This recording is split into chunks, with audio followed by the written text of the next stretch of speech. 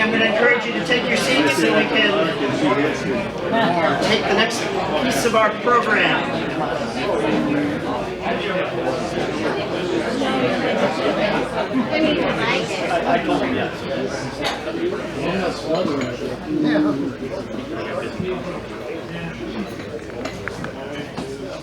All right. Boy, that worked a lot better than it usually does. But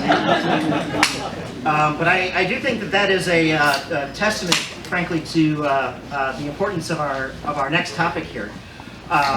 You know, there has been a lot of discussion over the last several years, kind of within municipal circles, at the League of Cities, a little bit here, around this issue of duty disability determinations, and especially as it relates to PTSD. And so, you know, there has been, I think, a strong appetite over the last 2 years especially on the part of the membership to learn more about just the process, how PRA makes some of these determinations, for us to be involved in these discussions at the legislature, and so forth. And I think it is certainly becoming a much more significant focus for many of you who are city administrators or managers or HR folks in your communities. And I do think that, you know, as I said, I think before, that, you know, if this is not a topic that you have yet contended with in your city, whether large or small, I do believe that it is one that you will be soon.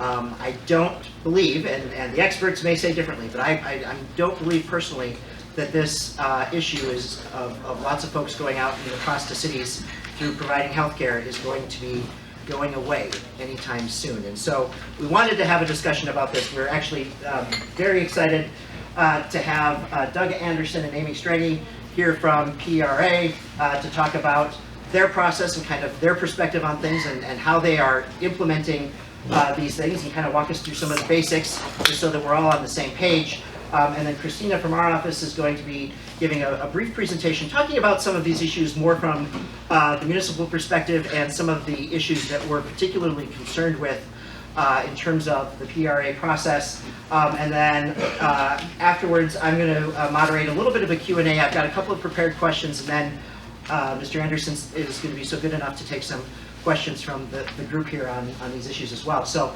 I'm looking forward to a good back and forth. I hope that it is educational not only for you, but also for our friends at PRA, so that we can all kind of see each other's perspective and begin to think about and germinate those seeds of how one moves forward. And so with that, I'm actually going to invite, I think, Doug, you're going to be walking through the presentation, so you can kind of come on up here and take over the wheel.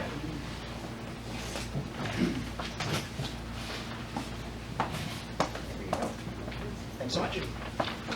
I appreciate the introduction, the opportunity to be here. You can hear me okay. And Amy's gonna probably have a lot of the questions. We might need to move the microphone closer to you, or you might even want to hold it so it's a little bit closer to your mouth. All right. This better? Yeah. Better? Okay, great. Well, thank you. Appreciate the opportunity to be here along with Amy. I know Bradley mentioned that I'll be taking a lot of the questions. I suspect that Amy will probably be taking a lot more of your questions today, because I'm going to just give a little bit of I think, context about the issue, just a little bit about PARA, and then turn over to Amy to talk about the process or the procedures that we follow, where I think a lot of the questions will be generated from. So just for some perspective, at PARA, we administer several plans. The General Employees Plan has 150,000 active members, 100,000 retired members. We have a plan for correctional members.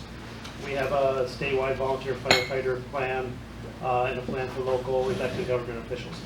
Today we're talking about the police and fire plan. The police and fire plan has 25,000 members across the state, 12,000 active members, 12,000 retirees, and about 1,000 who are somewhere in between. They're no longer active, not yet retired. So it's a large plan, and that's important to know, because when we talk about the plan, we're going to throw a lot of numbers out here to give you an idea of what's happening with the duty disability issue. But I think it's important to have a sense of what is the overall size of the plan The plan has about $10 billion in assets and about $11 billion in liabilities.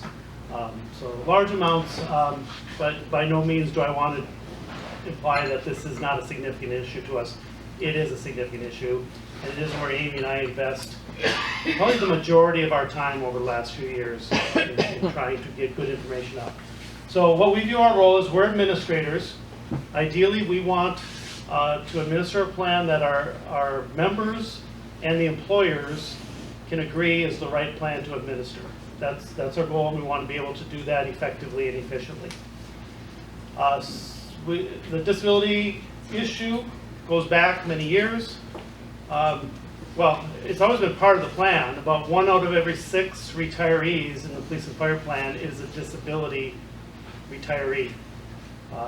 Historically, that had been more based on physical disabilities. That's been changing quite a bit, as some of the numbers will capture. What we decided we are able to do, what is in our hands on this issue, is we can work to get good data out there. Because we have this information, we can capture it, we can share it, and we've been doing that as effectively and consistently as we've been able to in the last few years. We share it with stakeholders, we share it with our board, we share it with the media. Anyone who wants to talk about this, we're willing to quickly share all this information so that everyone is dealing with the same set of facts. So, what's shown on the screen here, these are the disability applications that we've been receiving by month since 2019. So prior to 2020, we rarely got more than 10 applications a month. Remember, 10 applications out of 12,000 active members. That changed post, well, once the pandemic started and the civil unrest, mid-2020, we saw the significant surge start to happen. So the later part of 2020, early part of 2021, large surge in applications, occasionally get up to over 40 applications a month. It since has come down a little bit, but we're really trying to figure out, and we're careful about predicting what is happening next. We don't know. We could see that there was a trend that goes back several years. There's been a big surge. There was what looks like a mini surge in early 2022, but we don't really know if these are leveling off at a higher rate, if they're going to continue to trend upward, or if they're actually coming down from a certain point. So we'll continue to monitor that. And just what the applications look like. And these are the data on these next 2 pages. There's 4 different sets of data, are all based on applications that we started to receive August 2020 through, I believe, through the end of May of 2022. So this is a more representative of the post-civil unrest period. And just what this group looks like. And these are all talking about applications. So given an idea of what the age distribution, we would see applications coming from all age, but typically more from members who have 15, 20, 25 years experience, more in their mid to late career. About 80% of the applications over this period were related to PTSD. I don't think that's much of a surprise. It kind of fits with what the anecdotal information is. Where it comes from, it's 80% come from police officers, another 10% from the sheriff's office, about 10% roughly from fire personnel. The plan overall is around 70% police and 30% fire. So the applications skew more towards the police members, less towards fire. And then the applications by employer, we're a little limited in what we can share. We just share some of the more major employers, kind of where the applications are coming from. Minneapolis has the most applications, and really wouldn't be much surprise if you follow the news in any way, but mostly from the metro area. But once you get to that 44% of others, that piece is broken into many, many different pieces. So as mentioned, these are communities all across the state that are seeing the applications come from. When we had the surge in applications, just administratively, we had some challenges processing them on time, because we do attempt to evaluate every single case very carefully. And we do that because it's out of concerns. We want these to be valid cases. We do hear concerns that not every case is valid, and we hear that concern from all stakeholders. We hear it from employers, we hear it from active members, we hear it from retired members. There's concern that not every case is valid, so we do our best to evaluate every single case. It takes time, and we can't just quickly train staff or our third-party administrator who we use for help. There's only so much we can do. So a surge in applications came in, it caused some processing delays. We since have kind of caught up on our processing time. And at this point, I've been talking about the applications. This talks about the approvals of this. So we had 666 applications, the most unfortunate number for that 3-year time period, 2019 through 2022. Of those, 643 were approved upon initial application. So PARA can do this. So PARA can do an approval based on the information we get. We do, it's about 1/3 of the applications we use a third-party administrator to help us assess the application, but they can come back with a recommendation to approve. We did have 14 denials at that time. All of them had been appealed. All of them were reversed on appeal. This happens because we get additional information. And I don't know how much Amy will cover, so I'll say it here, is that when we follow the statutes, and the statutes are very clear about what is needed to be approved for a disability application. The applications come into us very thoroughly prepared. And we evaluate, do these thoroughly prepared applications meet the statutory requirements? In almost every case, the answer is yes, and even when challenged at times and we deny, we go back, we get additional new information that results in a approval at that point. So we have a few more that are still under consideration, but we do have a very high approval rate, even though we go through a very diligent process on every single application. I think that's it for me, so I'll turn it to Amy. So I gotta put it in here. Okay, can you guys hear me? Great. Okay, so I will note that this is part of a larger presentation that we gave to the board that highlighted more issues than just our disability process. So this is some background. CARA provides 4 types of disability benefits in our P&F plan. This is regular disability and regular total and permanent. Members are eligible after 1 year, and members, I'm not gonna really focus on this because we're on duty disability. So if it's okay with you, I'm gonna skip over regular. Just know that we do offer these two.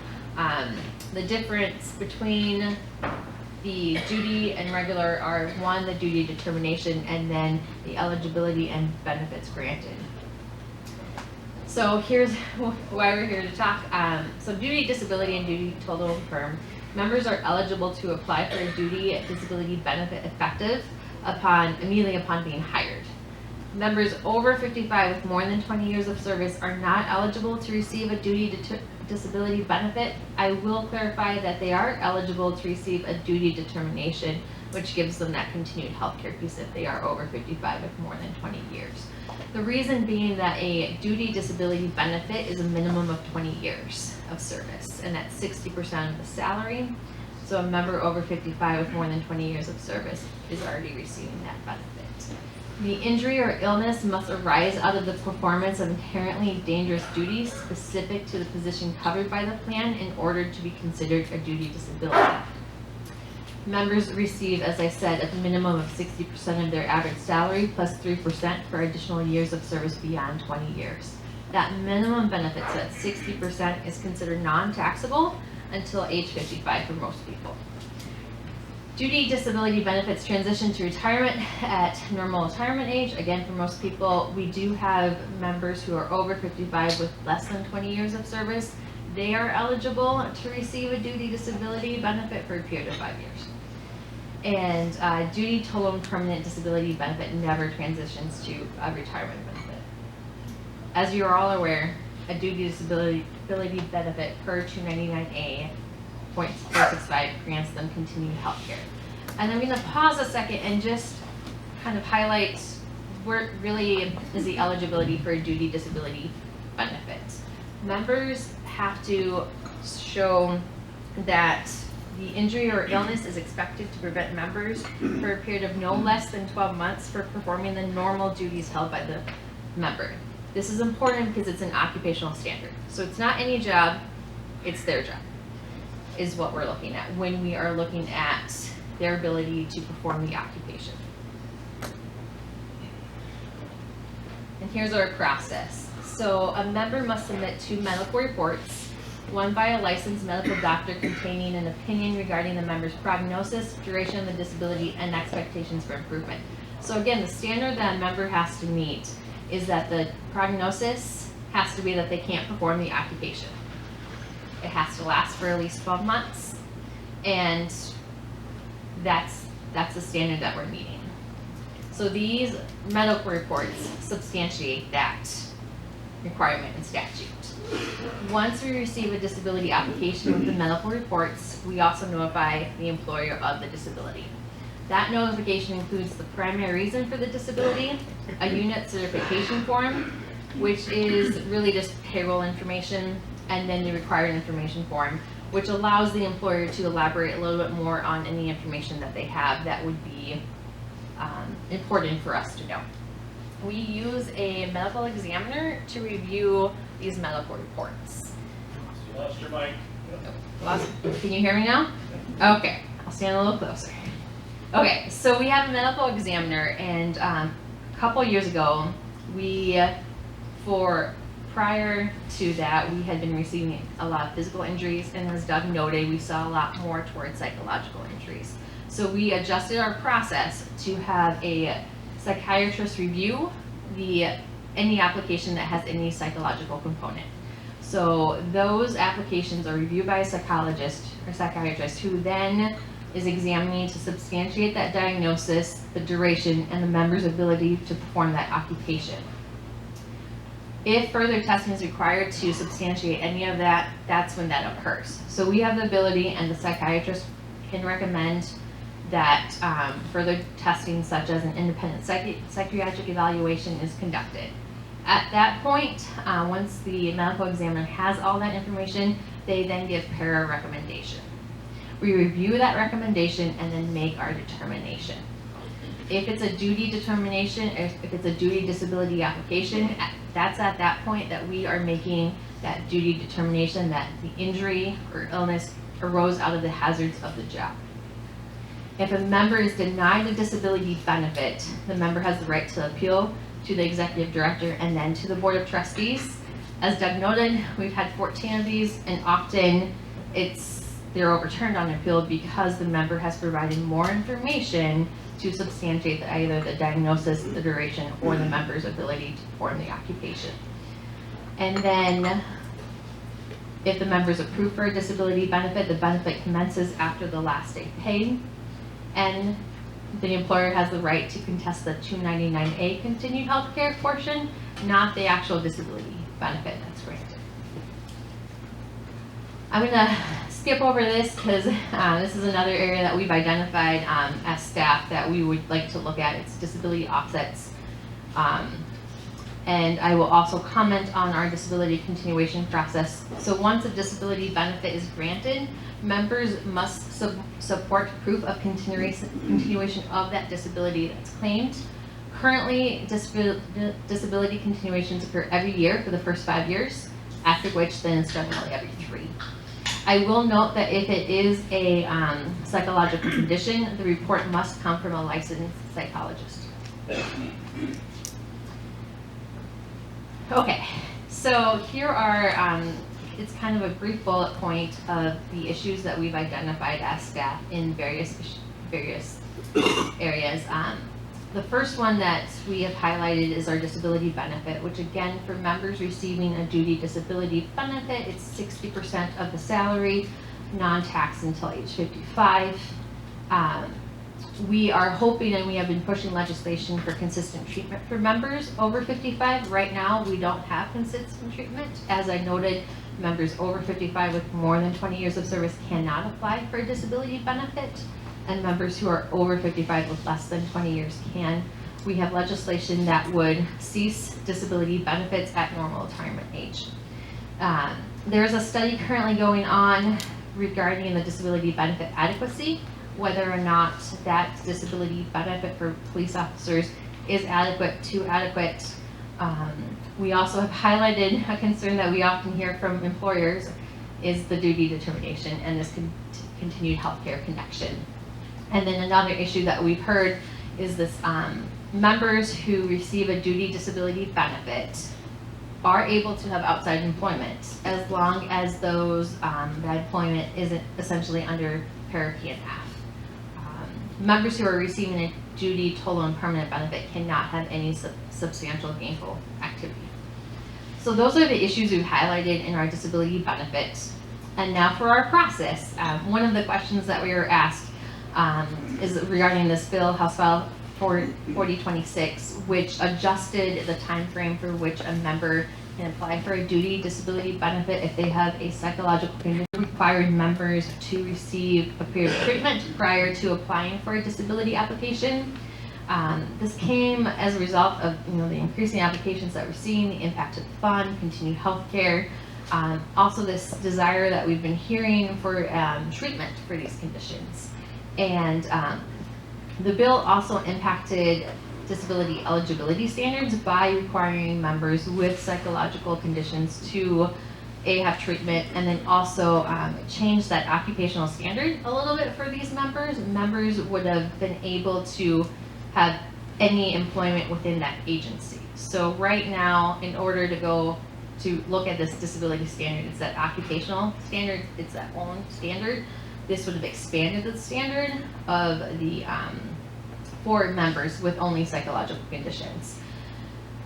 Again, it's highlighting these concerns that we've known about with our disability process. To say whether or not that bill would have worked, we can't have a crystal ball whether or not it would work. Para has always appreciated the opportunity to work on this issue and to continue to work on it because we know the process currently isn't working. So we are looking forward to more conversations. In regards to the offsets, there are different offsets for plan members, and there's several policy issues we've noted. And then for our disability continuation process, policy issues that we've noted range from requirements for the continuation to the standards that they need to meet for that continuation. Okay, I think this is my portion is done. Press down, right? Yes, okay. Hello, good afternoon, everybody. Can you hear me okay? Okay. So as Bradley mentioned, I'm a labor and employment attorney for Flaherty and Hood. Obviously I work on labor and employment issues, but one of the big things I work on is duty disability cases. So representing cities on especially the 299A appeals. So when para makes a determination, helping the cities through trying to get that decision reversed. So I want to be brief because I want you guys to have enough time to get your questions answered. So I will be kind of running through these pretty quick. But the gist of my presentation is really about the employer's perspective with regard to these claims, and just kind of going through the concerns that we're seeing, especially in the appeals, but this particular slide is regarding the process of the application that we feel para might be able to do some administrative changes you know, to kind of address these concerns. So the first concern I have here is that the employer doesn't really have a valuable opportunity to respond to the applicant's application. So as Amy mentioned, when the applicant applies, they are able to submit various medical documents and things like that. In addition to, they usually have an attorney that retains them at this point. So a lot of times what we see is an attachment to the application that essentially is really a legal analysis, really advocating for why the applicant should be getting the benefit. And really all that the employer gets is a form that they have to fill out and send back to para. We feel that it's not very valuable because it only asks, you know, date of injury, what is the nature of the injury, and honestly a lot of times employers don't have that information, especially with these PTSD claims. Some cities don't even know that the officer is struggling, and really these claims come up and they really don't have any information to share. So the solution here is just allowing the employers to have an opportunity to respond to the contents of the application. So when the applicant applies, having the employer be able to see that and really be able to have a valuable opportunity to respond and rebut any of those certain application contents, and then also having the opportunity to do more of a legal analysis in terms of why they think the applicant shouldn't be getting the benefit. My second point is regarding para really being only the medical reviewer. They go through as Amy mentioned, they go through a third-party review company that takes all of the documents from the application and then is able to make a determination or do a recommendation from there to para. Our perspective would be that it would be nice if the employer could have their own IME or IPE done, so independent medical exam done, so that they have an opportunity to kind of balance out the scales and show their side of the story. The third issue is relating to the date of injury employer. So the date of injury employer is the employer that's responsible for the continuation of health care. Now a lot of times, especially with the PTSD claims, what will happen is the applicant will list a plethora of traumatic events that they've gone through throughout their career. So throughout a police officer's career, I mean, if they've been working 20 to 30 years, it's likely they probably haven't been with one agency. So what we see is that the most immediate employer is the one who is on the hook. However, that's not necessarily the date of injury employer, especially with these PTSD claims where the traumatic events are from many years ago, but these are what the applicant are claiming caused their injury. So the potential solution there is just to require all previous employers to provide information to para so that there can be a more in-depth analysis of which employer is really responsible. The fourth point is regarding para's determination, so the actual document that is sent to the employer. Oftentimes it's very vague and conclusory, especially for PTSD claims, because again, it goes off of basically a list of traumatic events, but those traumatic events aren't even listed, so it's just kind of a basic statement, and that kind of leaves the employer in the dark in terms of really what they're on the hook for and why, including the date of injury sometimes isn't even included in that determination. So the potential solution there is just to have, encourage para to do a more in-depth specification of the facts relating to each element of the duty disability definition, so that there can be more of a, transparent determination that the employers can go off of.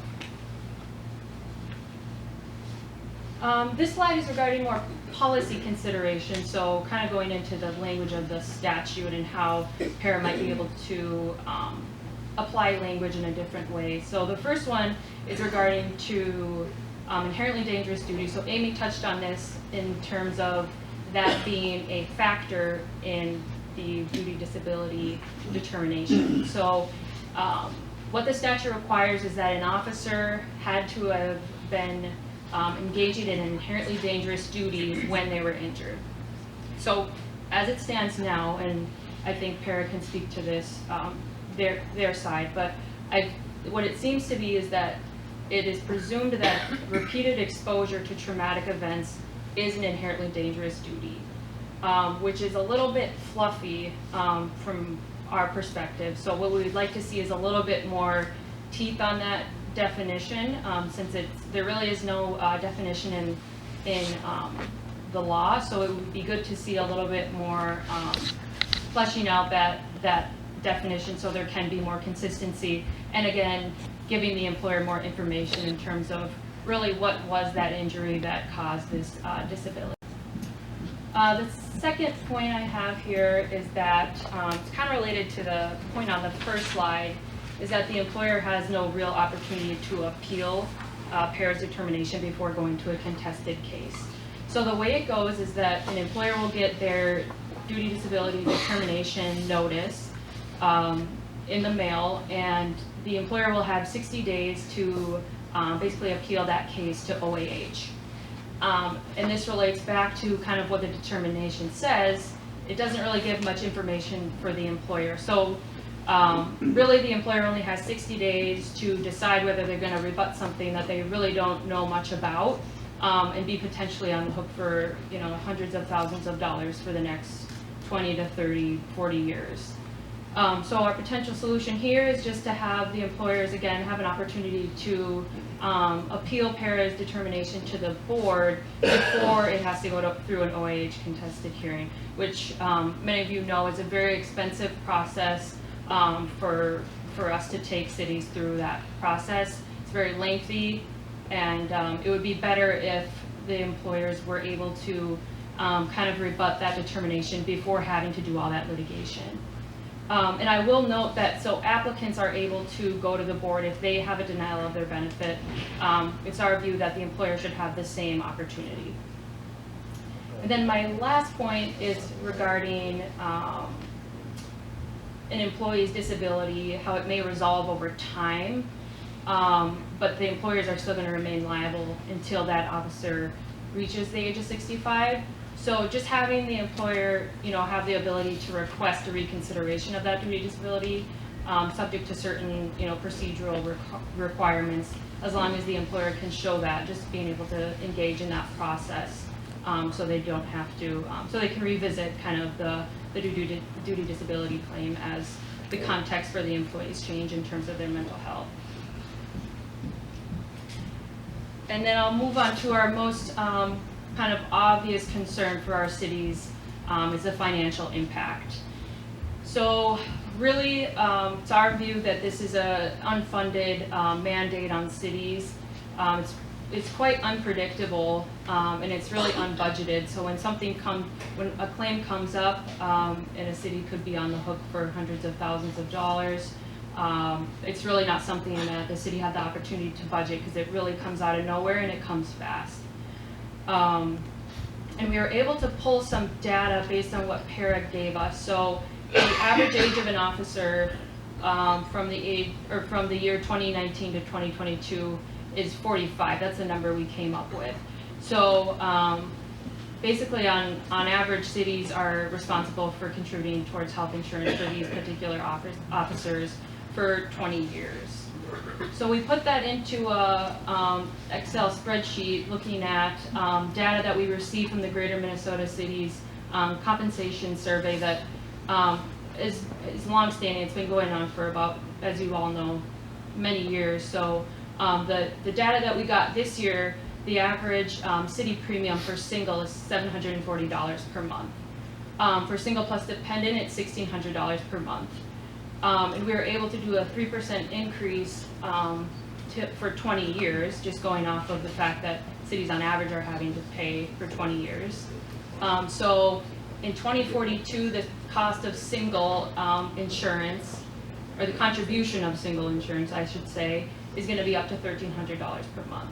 So if a city's going to have to pay that for 20 years, that turns out to be $250,000 paying out towards this one officer. Same sort of analysis for the single plus dependent.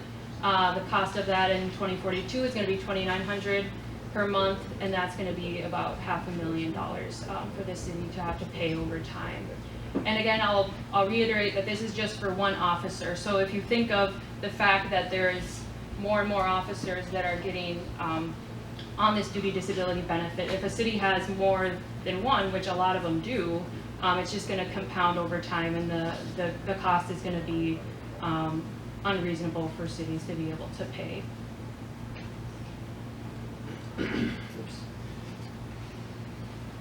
This is just a cost example based on some of the cases that we get are a little bit more, I should say, stark in terms of the cost, because a lot of the cases that we appeal are ones that cities really do have a big liability on their hands. So I just wanted to give a quick example in terms of what this might look like, especially in the next few years when premiums do keep going up. So if we have the city contributing $1,000 per month for an employee's health insurance and $2,000 for family insurance, and an officer that's 35 goes out on duty disability, that's 30 years that the city will be on the hook for paying health insurance. So we did the same sort of analysis here, looked at how much that's going to cost over 30 years, and it's about $600,000. For a single plus dependent, it's about $1.2 million. So you can see how these premium costs are not too far away. I mean, with inflation at 3%, you know, it's only a matter of years till this is really what it's going to look like, especially with more and more officers getting on duty disability. So this is our contact. I'll turn it over to Bradley for questions, but if you all want to contact us, here you have it. All right, thanks, Christina. And if you could make sure that mic works. Hello? Yes. All right. So I've got just maybe one or two questions, but I did want to have some time here for folks to ask some questions, because I know there's a lot of folks who have lots of concern and curiosity about some of the elements of this issue. But I wanted to start it off just by saying, you know, one of the things that, you know, really just jumped out to me, and you know, as we were discussing the bill that Amy mentioned, House File 4026 at the legislature, was just the really remarkable number, you know, something approaching 95% of these determinations that are approved by para. And you know, I think that it's a surprising number in almost any category of life, right? That if you're getting 95% of something, it almost, I think some folks suggest that there's maybe something inherent in the issue that's maybe not quite right. And so I'm curious if on the para level, you guys have thought about that particular fact of the 95%, or sort of where do you think that that is really coming from? I know you mentioned that you do try to go pretty extensively through all of these and that you have confidence in your determinations, but has this been a topic of conversation just within your agency? I think I can take a little bit and then I'll pass it to Doug. So we do have a disability working group internally that is working on this issue. I'm going to, as I don't know, lame as it sounds, go back to the statute, right? The statute says that they need 2 medical reports that demonstrate that the member cannot work for 12 months, cannot do the occupation, and has that disability that causes that. So a lot of the changes that we have tried to make, we are still running into that standard. And as Doug said earlier, these applications come very well prepared and they come to meet that standard. So we do our diligent review, but ultimately we're running into that standard when we are reviewing these applications. That was good. All right, well, a good endorsement from the boss there. You know, and so, you know, one of the things that I wanted to give you an opportunity to respond to as well is, you know, talking about the statute and really following sort of what you think the statute is mandating you to do. In her discussion, you know, Christina alluded that maybe some of these procedural considerations might be spaces where para does have some maybe wiggle room, and I guess I'd be interested in kind of your sense of that, if any of these potential solutions might be things that you can do or feel like you might be able to do within the context of your current legislative mandate, or if you really do feel like legislation would be required. And maybe just start with the first one there in terms of opportunity for the employer to respond to the application. I think we've tried a lot in our process. So the opportunity to respond to the application, we do provide that required employer information form, and that information is very helpful to determine a lot of the information we need. When we do notify an employer of the member's disability, we are giving the date of injury that the member has listed and the primary reason for that disability. So we do provide as much information in that context to the employer as we can. We are able to, we do also in the disability application, member signs some disability information waivers, so the employer can share with us information that we then also provide to our third party. As far as the second one, having a employer ordered IME, IP, we wouldn't be able to do that with the statute. The statute allows us, para, to work with a third party that does do that review. And again, if the diagnosis or the duration or the occupational standard is in question, we do more review on that claim. The date of injury, that one would also need to have some statutory changes, because right now the member must demonstrate on that disability application that it's that employer and that position that the member cannot do, not the previous positions that the member held. And then lastly, we could, for the due to disability determination, we do have an internal process. We're committed to transparency, so that's something that we can take back to the team to figure out how we can better be clear on that. But we would need, to make it clearer in the statute, we would need statutory changes. Okay, no, that's fair.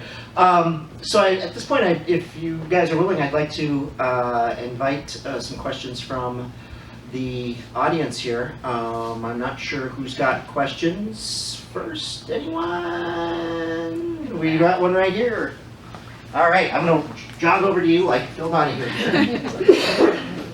It seems to me that when I first started hearing about this maybe a year or so ago, there was an article in the Minneapolis paper that made it seem like most of the applications, a great majority of the applications, at least in law enforcement, were being funneled through one attorney and one set of doctors.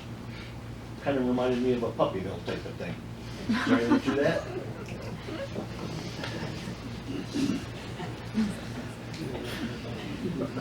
Yes. Yeah, I mean, it's a fact that, I mean, the applications that come due to us, 95+% come with, through attorneys. I mean, that's true.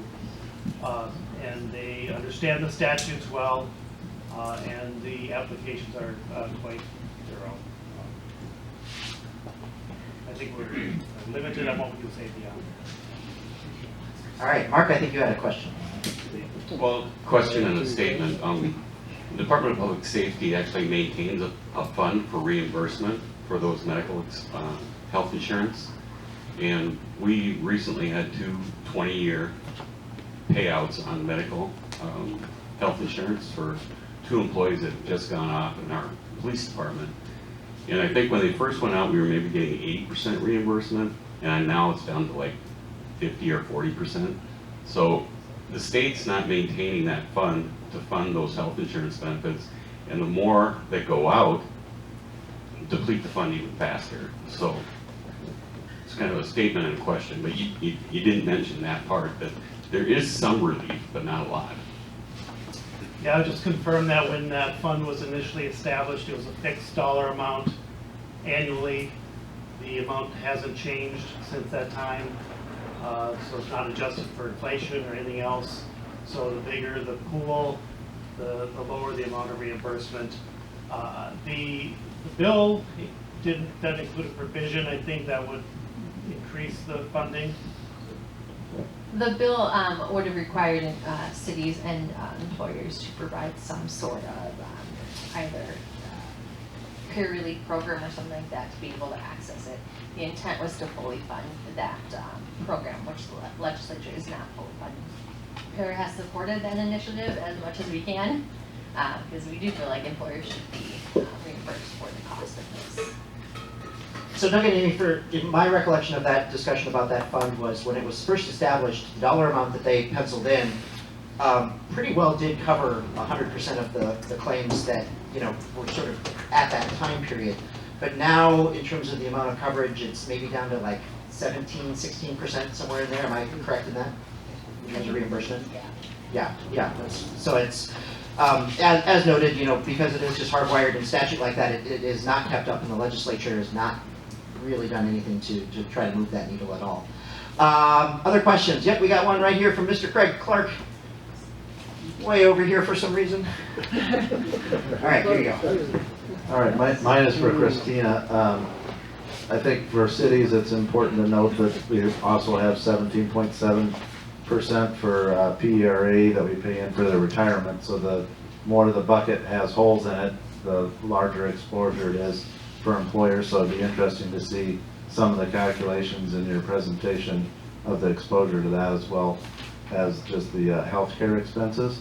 And then also that there's worker comp exposure as well for employers on these cases. So when you talk about the financial risk to cities, there's a triple whammy of exposure for financial considerations. Christine, you mentioned that the traumatic instances that they list, our police chief informs us that they're scarce would be the police officer that wouldn't be able to produce a similar list. Would you agree with that assessment? And then that, I think, helps cities appreciate what kind of exposure we're really talking about from cities. If every officer, you know, I think there's a general compassion that people would like to say, hey, for those that are seriously suffering from PTSD, we do want to help them. But if every case and every officer as a part of their occupation can produce a similar list, so I'd appreciate your perspective on it. That's an accurate statement. Yeah, and I think we would agree with that, and that is why we're concerned about inherently dangerous. That definition being so loosely applied is because every officer will see a traumatic event, and that's true. And like you're saying, any officer really could say that they've had a traumatic event.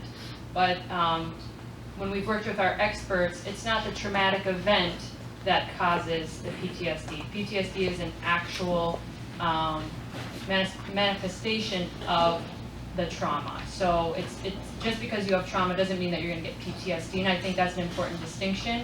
And that's really how we leverage our cases, is really looking into the specifics, including the psychological analysis of what constitutes PTSD. So I would agree with you, yes. Parent friends want to respond to any of the other part of Craig's statement or question in terms of kind of the other pieces of exposure that cities have? Yeah, I could just talk about the pension cost. So I think it's good to break that down by workers' comp cost, insurance cost, and the pension cost. So we look at the pension cost, and we did, it's all based on assumptions. When we're estimating future payouts, we have an assumption about disabilities that was developed before this surge. So we did go back to our actuary, ask them to give us some estimates of future costs if we see this sustained higher level. And it's a range of costs, but that 17.7% contribution, if we're going to see the sustained higher level, could increase by 1 or 2%, or else that contribution may stay the same, but it would inhibit the opportunity for retirees to get a higher cost of living adjustment. So it's an area where we're concerned that the higher trend, higher level, does have costs on the pension side too. All right, I'm going to check in with our friends here on the Lido deck to see if anyone has a question. Otherwise, I'm going to Chris Busey, who I noted had her hand up first over here. So we're going to Chris and then to Lisa. I'm starting to feel like you're ignoring me, Bradley. Of course not. Well, I guess I'm very frustrated with this whole thing. So what you have here at PERA is a rubber stamp that everybody who applies gets it, right? And you know that there's a mill that brings you all the magic words to pay it out.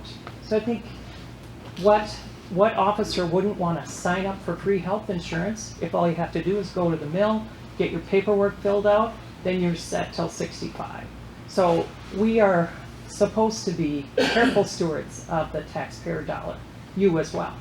So what can you do to help us take care of this, to try and address some of this? I echo Craig's statements about we want to help those people who are suffering from this, that's no question. But certainly 95% of the people, I mean, if everyone who signs up gets it, there's got to be people in there who aren't. So, I mean, I'm just very frustrated with this whole process, and I'm tired of hearing people say, well, it's a statute, I guess we can't do anything, it's oh well. But, the dollars are coming to roost in the cities, and if we can't afford to hire these police officers, or if we can't afford to pay PERA, then you guys will be out of a job too. So. A response? Well, the first response is that's the statutes. I should preface that by saying the statutes were written to handle physical injuries, and they're not well written to handle mental illnesses. But could you help us? Could you stand up? Could you go to the legislature and say, hey guys, this is not working the way it is? Not Yeah, only well, I know could you, Amy but wants will to- you? Yeah, will you? Yeah. Do you want to answer first? I'll answer first. We do work with the legislature to work on this issue. We understand this issue. We have concerns too about it. I think part of the issue that we're finding is that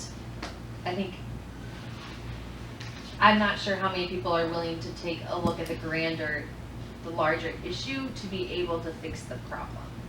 You mean on the legislature? At the legislature, any changes that would make an impact are going to be difficult to achieve given the stakeholder group that everyone has to work with to come to a consensus. Doug and I have been for the past couple of years giving this information, talking about the process, talking about the issues that we see, meeting with people, meeting with legislators to highlight these issues. We are in some way just as frustrated as you guys are with this process that we have to administer. One thing, we are trying to quantify the impact too. Just the sheer numbers that we're seeing, we want to get that information out there and share it. Doing the work to have our actuary estimate the liability costs so that we can bring that to the table for these groups too. And it's not just an employer issue too. The members, I hear more from the members who are concerned about the issue because they feel like it's inequitable. Mm-hmm. It's the large majority of active members, retirees, but of course it's not. The majority of these cases are completely legitimate, good cases. It's the concern about those that are viewed that are not.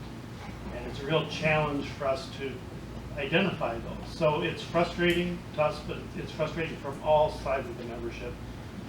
And the process to go through last session, it's painful. And Amy had to ask often to be invited to get to the table to be part of the discussion. We try to get there. We often are. But sometimes we're not included in the conversation. Sometimes we're not included, and we get a version of a bill that says this group met, here you go, here's what we're thinking, and we look at that and say it's not practical. It's not going to be helpful, and then we have to make the case to kind of get them to reverse and to go a different direction. So understand the frustration. We're there too. It's a hard issue. So I want to, before going to Lisa here, I do want to, I think, validate a little bit of what Amy and Doug have said in terms of just the difficulty of working with some of these stakeholders. I was in many of those rooms at that table with other local government colleagues, and it is a tremendously fraught and frustrating issue, and I think it is probably, just given the political dynamics that I think we're all aware of, no secret to say that the legislature is at least many quarters of it, are going to be very responsive to whatever it is that the public safety employee stakeholder groups are saying. That is a political reality, and I think for us and for our colleagues at the league and in the counties, I think one of the things that we need to continue to do, and maybe certainly from the CPMC standpoint, I will say we have not done well enough maybe in the last 2 years, is elucidating this as an issue when we meet with legislators. That we need to pound them over the head, the legislators that is, that this is, especially for many of our smaller communities, a pretty significant financial threat if you're hit with even 1 or 2 of these claims that's going to be going on over time. I mean, this is a tremendously difficult and frustrating issue, made more so by, I think, what certainly I can say the employees feel like they have at stake in terms of their benefits. And then, as Chris noted, trying to be good stewards of public dollars from the other side of the table. It's going to be one of those that is really going to require some rolling up of the sleeves and is not going to be easy, even if you thought you were dealing with a legislature made up of entirely like-minded people. It is going to be a complicated issue to deal with. I'm going to go to Lisa Bodie here from the city of Moorhead. Thank you, and I'm just probably piling on here, but I agree with Craig and Chris, and if we could work together with you to propose language, because yes, you have a responsibility to work within the current statute, but the current statutes are not working anymore. And so, whatever we can do, because we're crippling this system right now. So just more of a comment than a question. All right, I'll take one more question here from Mayor King, and then we'll have to wrap it up. And I do want to give our speakers here a last opportunity to say some words. Thanks, Bradley. I'm wondering if the statute applies to those that are enrolled in the MSRS program as well, because I imagine that there's, well, certainly it's troopers would be in the MSRS, maybe some prison guards. But when you're talking about statute change to the state legislatures, they're probably not as interested in the city and county's budget as they would be to their own as state employees. So that's why there might not be enough action or enough impetus to change the statute to help the cities, counties. When we have a larger percentage of those employers out of a lot smaller budgets, and MSRS, those employees, I'm assuming this fits them too, but to the legislature, that's what their probably main concern is. That's their state payout. So I think we're upside down if we really have enough juice to change this with the state legislature. Yeah, I'd say the similar issue exists for the highway patrol plan. We're covered by the Minnesota State Retirement System. The magnitude of the issue is different in that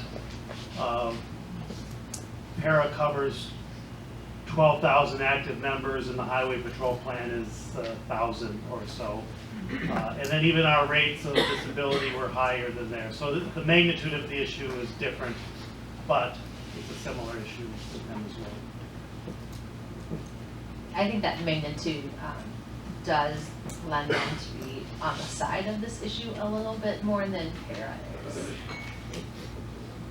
All right, so before we wrap here, I do want to thank all of our speakers and presenters, especially Doug and Amy from para, for coming and engaging with us on this discussion. And my brain is turning about maybe some things that we may want to look at. But before we leave, I do want to just give you an opportunity for any final thoughts if you've got them. Well, I just say I appreciate the opportunity to be here, to hear the questions, to hear the concerns, the passion about it. It's helpful to us to have good ideas to talk through. We do have a team beyond Amy and I that have worked on this issue extensively for quite a while, so we'll be happy to go back and share the ideas, and we want to be part of a better solution. We know it needs to be done differently, so we want to help with that. Thank you. I'm going to echo Doug and just say that we really value these opportunities to get together and learn your perspective and have you sit through our discussion about the process. we understand the frustration, and we're hoping to be part of the solution that works towards something better for all of our members. Very good. Christina, any last word from you? Nothing really, just if any of the cities are struggling, feel free to reach out to us. Even if you have questions about the general process, just to at least prepare you if one does come through, we're happy to speak with you, so. Very good. Well, thanks again all for being here. We really do appreciate it.